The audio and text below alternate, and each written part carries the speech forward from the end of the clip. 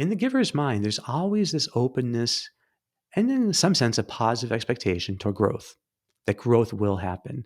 As we continually help each other and serve each other and engage challenges, the growth will come.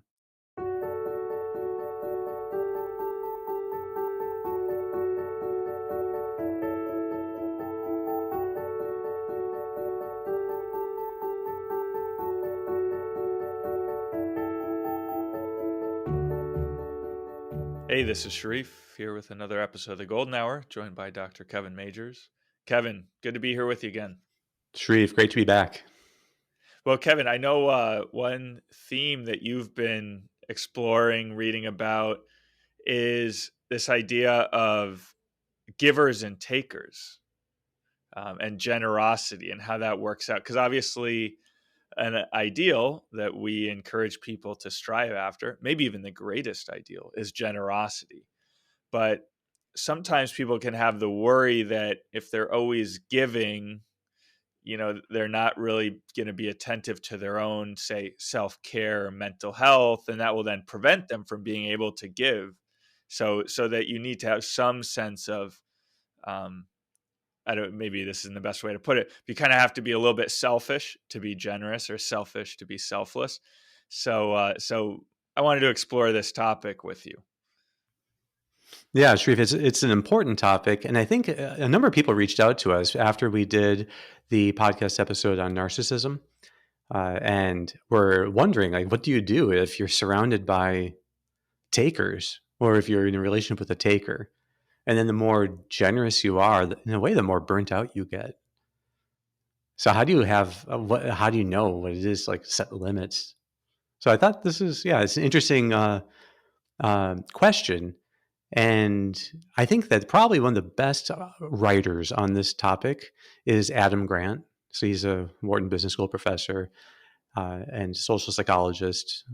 Organizational psychology is what he does. And he has a book that's almost 10 years old called Give and Take, where he does the best job going through these questions of how do you, like, is it good to be a giver? And how do you become one? So I thought this would be great for us to dive into. Yeah. So, well, maybe it's helpful. I think the terms are pretty self-explanatory, but uh, what is it? How does he define givers and takers, or how would you define it? Well, interestingly, he talks about the values or idea, that drive these two types of behavior. And takers are people who, in general, are just serving their own interest and are motivated by desire for wealth or power or pleasure or winning. So, and that last one, winning, is important because in some ways these are competitive people and they see everything as if it's a zero sum game. And so there's winners and losers. And so they're determined to be winners. And so they take for themselves. And in the whole world of social psychology, that kind of competitive orientation um, is really well studied. And Grant really does, like, say that this is the same as takers. So it's the same mentality as being a taker. Givers, on the other hand, tend to be motivated by what in OptimalWork we would talk about as ideals, that they're interested in service and they want to be reliable for others and they want to be generous with others. So they have they're compassionate. So they are oriented really towards the good of others. Uh, the question is, are they also oriented toward their own good? And that ends up being a big deal. So, so you do you accept this framework? Because I think the first thing that's important is to just start with the category. Like, are these the right categories to even be approaching this question with? Because that it assumes a lot. I mean, so if one possible objection, can you just categorize someone as, hey, this person just is a taker? Just that's who they are. So one issue is the problem of maybe giving people a label or a fixed label. But even if you just say, well, they happen to be a taker right now, is it, are people takers in certain areas of life, or are they just kind of takers overall? Maybe you say this person's a taker at work, but in family life they're more of a giver. Does that happen? So Yeah, in the literature, they talk about reciprocity styles, and there, in fact, are three. Givers and takers are, in some sense, the two ends of the spectrum. And in between, you have matchers. And so matchers are more interested in justice and fairness. And so they're willing to give, but then they're expecting you to give back. Givers, on the other hand, aren't looking towards their own getting back from you. They are interested in giving to you, and they're interested in helping you give because that's good for you too. And then takers are more interested only in their own kind of self interest and doesn't extend to other people at all. And so in an organization, you tend to have these three types of people: givers, takers, and then in between, matchers. A friend of mine who's in political theory at Harvard University had, when we were talking about this once, he said, that's exactly what Plato says in the Republic, that you have in the city, these three kinds of souls. And on the one end, you have the philosophers, which are the givers, who are really selfishly concerned about the good of the city, like the common good. They're looking out for that. And then you have the next level down, so to speak. The matchers would be the spirited element, the military, whose their concern is enforcing justice and protecting the givers, the philosophers. And then you have in some sense below that, the rabble, who are motivated by passions, and they're takers. And so Plato says that every soul has these three elements, and every city has these three elements. Uh, and so in an organization, uh, one of the things Adam Grant mentions, and Plato does too, is the importance of having the matchers between the givers and the takers. And he says that in an organization, what basically a taker will just take, take, take. And if he's surrounded by givers, then he'll just take, take, take. But when a matcher comes along and they see someone not reciprocating and just taking, they make it their mission to undo that person's success. So that they're like the avenging angels in an organization to make sure that people are being fair. And so you need them. But it's interesting that all of this is just reproducing the Republic of Plato. Right. That is funny. So now, something I hear from people a lot is, well, if you really want to get ahead, you have to be generous or make friends. So they almost have this, I don't know if this is the right term, enlightened self interest, but that they're giving, but with the ultimate purpose of taking. In a way, it's like, I'm going to be generous and make friends and do this thing for other people because that's the best way. Then they're going to do that back for me, and then that's how I'll actually get ahead. Yeah. So that'd be like kind of long-term matching. So that that the person is giving, but they are expecting something eventually in return. And if they don't get it, they'll be angry. And so that might, um, and this is where I don't think we want to get too into diagnosing ourselves or others. As like, are we a giver through and through? Are we a matcher through and through?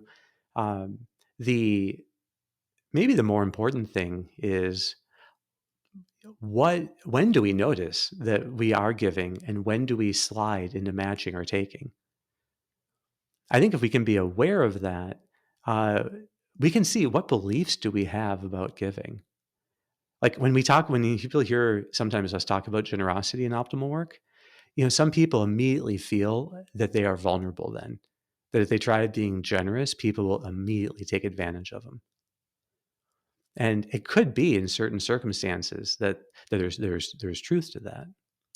This gets to this thing between, that being a giver doesn't mean being gullible. And it doesn't mean failing to take care of your own interests.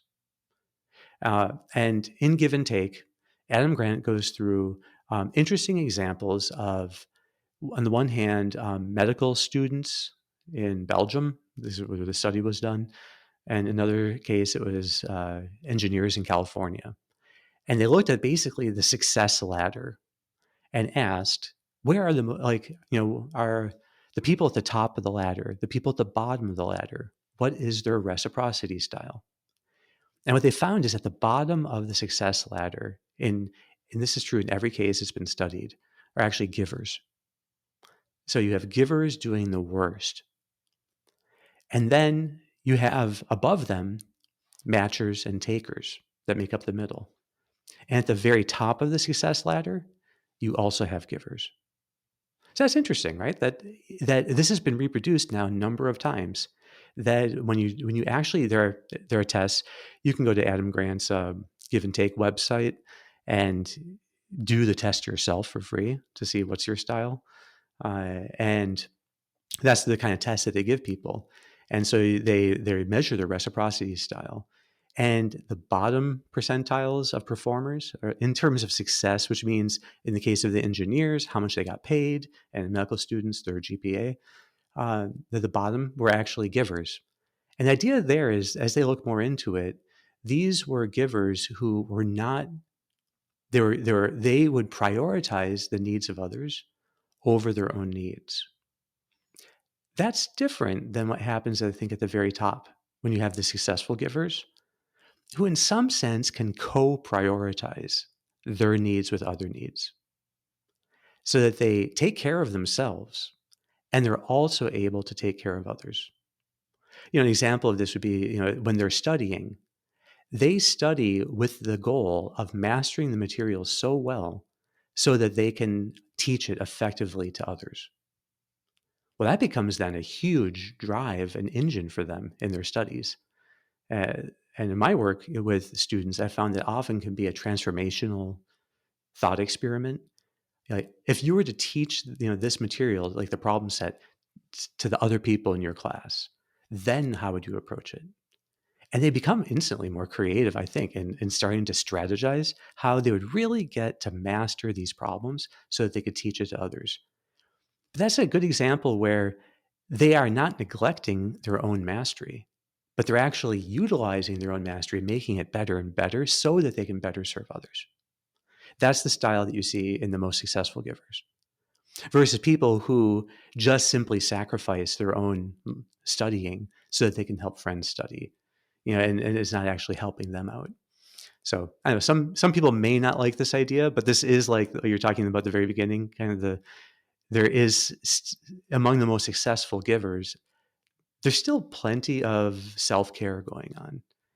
Uh, I think it has to do also this idea, and I was looking for the quote, and I couldn't find it, but I remember reading this 30 years ago, that if you can't be prudent for yourself, how can you be prudent for others? And that has stayed with me my whole life, my whole adult life, basically. Of like, you need to be very prudent for yourself, and that means like that you are thriving yourself, and make sure you're thriving in order to be prudent for others, to help others. So, and I think that's what happens with the successful givers. They're in a sense generous with themselves and others, rather than putting these two in opposition. So how would a a giver at the bottom approach that question of giving? I mean, they're giving their time or their attention to other people's problems, but maybe they also find that they're not actually effective at solving them because they don't have the mastery over the problem, or they don't have even the energy because they're burnt out to solve it. So is that kind of what's happening at the bottom? Yeah, I think that, yeah, this idea that somehow you have to be living in an unsustainable way over a long period, I think that's what they're trying to do. They're not questioning how sustainable their current practice is, but yet they need it's. I think it's a real imprudence for people to give beyond what's sustainable in an ongoing way. There may be times, I mean, parents with young children experience this. There may be times when to take care of a sick child who's up all night, you are doing something that's not sustainable. But if that's happening regularly, you need to make it livable. And we can't allow ourselves uh, to somehow, it's like, you can't be um, leveraging, your deeper self interest. That if you're not caring for yourself, then you're not going to be able to give your best to others. So there is a right way of making sacrifices, but it has to be prudent. It has to be measured. So if you can tell that you're getting depleted because you simply don't have time for sleep or for food, you know, for some kind of rest, and that happens in an ongoing way, and it's not sustainable, well, then it's no longer being generous to give it. So my initial reaction to that was, "Well, I don't like that, Kevin." No, because well, because how does that fit with the idea of challenge? And you challenge yourself and you exceed yourself and then you grow. So I guess what you're saying is that takes place within like a reasonable within reasonable limits. Because I would say, oh yeah, like are you burning yourself? Exactly. Challenge is not the fortitude it takes to meet a challenge. For it to be a true ideal has to be guided by justice and prudence. And so if something is imprudent, and you can tell that this is, and that's I think what partly when we're nowadays talking about is it sustainable, really we're talking about prudence. And if something there is imprudent because you're actually threatening, yourself by doing this, then you need to come up with some possible other strategies. Okay, so maybe now, Kevin, we could go a little bit into the relationship between givers and takers, as we've called them. So, I mean, one source of burnout for people, and this is also a question we get, is how do we set appropriate boundaries? How do we know if we're giving too much? So, I wonder if you could just speak to that. That yeah, just this question of how do you deal with if you notice that maybe some of the people around you are takers. I don't know. I find it kind of odd to say that to to label people as takers, but if that's the reality that other people are not being givers, how do you respond in that situation? The first thing is that it's not in other people's best interest to keep taking. Other people to thrive on the challenges in their own life, to be able to grow in the face of those challenges, actually have to become givers. And so we do no one a favor. It'd be like with, all children are takers, and yet you have to raise them gradually to give. So, in some sense, the whole purpose of parenting is to turn takers into givers. Yeah, and that's, I think, the measure of how successful parenting was. That they go now to being, and children have a natural tendency towards justice and fairness, so that I don't think they're necessarily born takers. They're probably a little bit with each other at least. They're born matchers. So babies at the age of like 4 months are interested in fairness. So there. There's cute studies that are done. Uh, but if with regard to their parents, children often are just takers, and of course, it's no good for a parent just to be thinking, "Oh, my kid's such a taker," and to expect some kind of reciprocity. No, the role of the parent is to give and give and give, and then to make the children give. To make them into givers, I should say, so they are freely and voluntarily enjoying giving. So, if like for a parent, one of the greatest experiences that they can give their children is what economists call the warm glow of giving, so that they experience like what it means to give generously in some case. So I think it's really important that people get that experience, and it's never too early or it's never too late to get that experience of what it's like to actually be very generous in giving to someone. So, so that said, when it comes to dealing with other people, and this also, there's a lot of research on this point. In general, as long as you just basically want to be giving and cooperative with everyone, as long as they're giving and cooperative with you, and you get a sense that we're all cooperating here together, we're all contributing without counting or tallying, then wonderful, you keep it going. But if you can tell that people are starting to be tallying and to be counting, and then now they're starting to be more taking and it's not being reciprocated, then you move from being cooperative like that to a more matching stance. Like, okay, you don't just keep giving to them. So instead you wait and give them the opportunity to give. Ideally, they then start giving again, because what they saw it was expected. I think that's the normal way it works. In the literature, they talk about this as a tit for tat strategy, that you stay cooperative, and then the moment the other person becomes competitive, then you actually are competitive too. And game theorists talk about this. Um, and the idea of this is also that you have to be a little bit generous and forgiving, because people can make mistakes. People can occasionally take too much, and you don't want to characterize that, say, oh, yeah, it's just the way they are. But if it keeps happening, then you need to be on your guard, and to think about, okay, am I giving them enough chances to give back to me or the organization? Mhm. And then are you keeping in mind at the same time that the goal is not that you want more from them, because that would just make you a taker, right? The goal is that you want it to be sustainable so that you can give more to other people. You can contribute more to the common good, and B, you want to help this person become a giver because that's actually the best thing for them. I think that's right. And you want there to be uh, the continual warm glow of giving throughout your organization, be it your family or your company or whatever it may be. So that there's a sense here that everyone here is cooperative and helps each other. That is undoubtedly the most like the situation socially that is most conducive to thriving.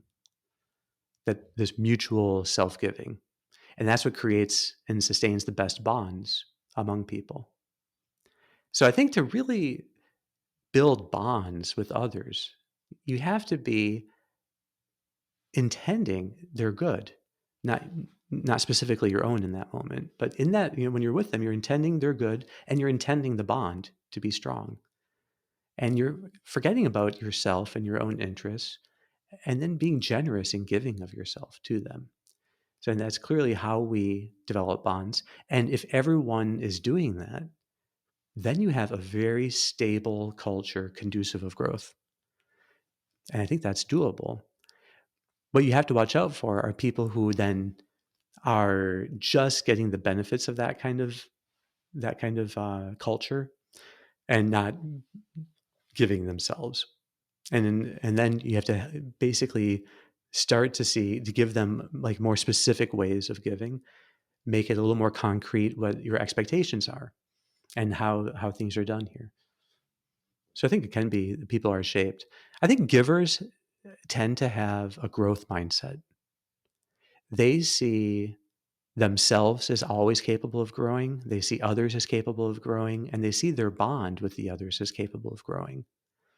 So there's, in the giver's mind, there's always this openness and, in some sense, a positive expectation toward growth, that growth will happen. As we continually help each other and serve each other and engage challenges, the growth will come. Takers tend to exist more in a fixed mindset, and they're protective of their own interests. They're protective of, as if there's not that much to go around. It's not a growing pie; it's a fixed pie, and so they better get their share. And so it's a very different. The takers have a very different mindset towards themselves and their own energy and what kind of growth is possible. They don't think of growth.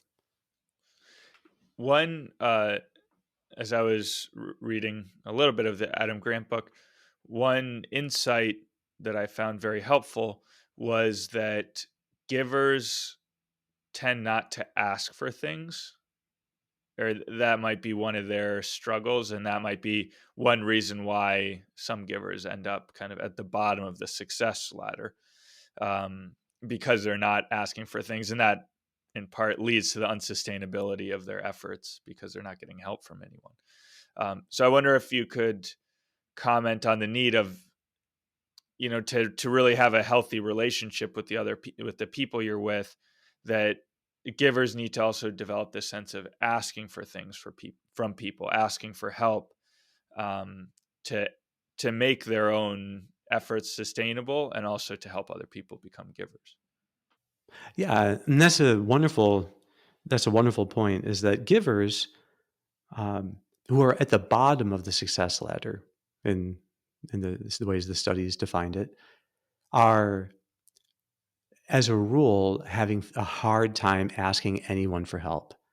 It's almost like they just feel they have, it's like they have no interest in themselves, and they see themselves as not worthy of any interest.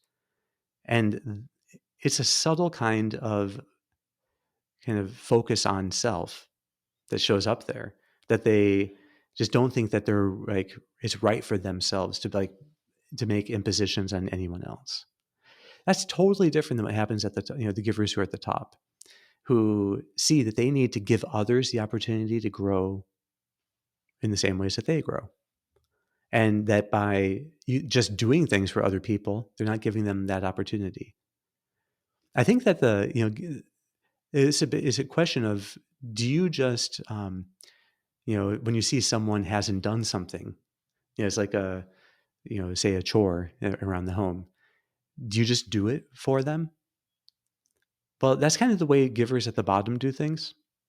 They just do things for everyone else. And so the others don't really ever need to, and they end up just being takers. But unfortunately, the givers at the bottom tend to create takers around them, I think. And they do it because they always let people off the hook for not doing things. Whereas the givers at the top are actually more interested in the formation of the others, the helping them, and thinking like, what would it take, to help him really prioritize doing this chore or doing it well? What would it look like for him to take pride in doing it? How could I help him to have this sense of, that there's like a self-respect in doing this thing very well to teach him. So I think that's the way that the most successful givers operate. They're thinking of what's the maximum growth this challenge is giving to all of us, versus taking the easy path of just getting it done and like getting it so that way you just do it for them and that way it's easier and there's no confrontations. But unfortunately, then there's also no real opportunity for growth. Great. Well, hey, Kevin, I think that's a great note to end on. We're basically out of time here. All right, Shreve. Well, thank you so much for the questions. Yeah. Great. Well, maybe we can continue some elements of this discussion next in future episodes. I think there's a lot left to discuss on the Yeah. topic. So Yeah. yeah, that'd be great. Awesome. All right. We'll be back All right. next week.